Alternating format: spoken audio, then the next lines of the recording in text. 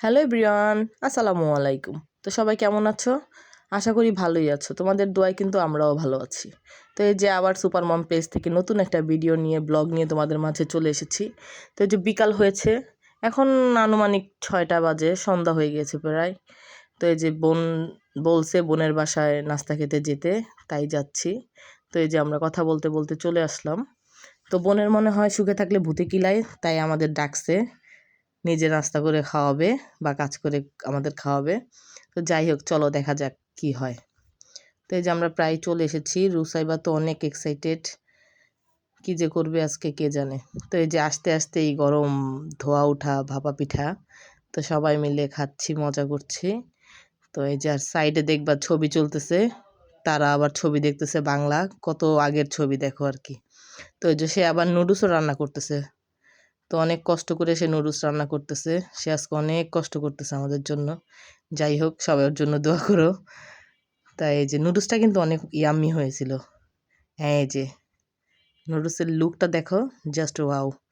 দেখতেও যেরকম মজা, মানে খেতেও অনেক মজা হয়েছে আর কি, যা বলার বাহিরে আর কি। তো যাই হোক, আমাদের ডাইকা নিয়া ও যে এত কষ্ট করতেছে, এটার জন্য ওকে থ্যাংক ইউ।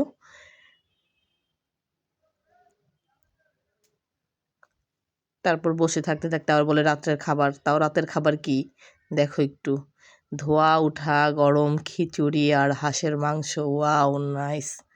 এখন ভিডিওটা যখন ভয়েস দিচ্ছি আবার খেতে ইচ্ছা করতেছে, মন চাচ্ছে ওকে ফোন দিয়ে বলি এরকম এত মজার রান্না আরেকদিন খাওয়া আমাদের। তো যাই হোক, দেখো খাবারটা থেকে কীরকম ধোয়া উঠতেছে, মানে গরম গরম, খেতে এত ভালো লাগছে। আর হাঁসের মাংসটাও এত মজা হয়েছিল যা বলার বাহিরে। তো যাই হোক, আমরা হাঁসের মাংস আর এই যে খিচুড়ি খেয়ে পেট ম্যাট ভরে তারপর বাসায় রওনা দিয়েছি। রাত কয়টায় তাও মেবি 12টা-1টার দিকে আমরা আর কি রওনা দিছি। আর এখানে তো ছবি চলতেছেই, ছবি দেখতেছি আমরা, আর ও কষ্ট করে এত কিছু করতেছে। আহারে, কি আমাদের জন্য কি কষ্টটাই না করছে। তাও আরও কিছু রেখেছে, দেখেন ফিরনি রান্না করছে আবার। দেখেন কি সুন্দর করে ফিরনিটা আবার সাজাইছে, ডেকোরেশন করছে, কাঠবাদাম কাজু বাদাম কিশমিশ।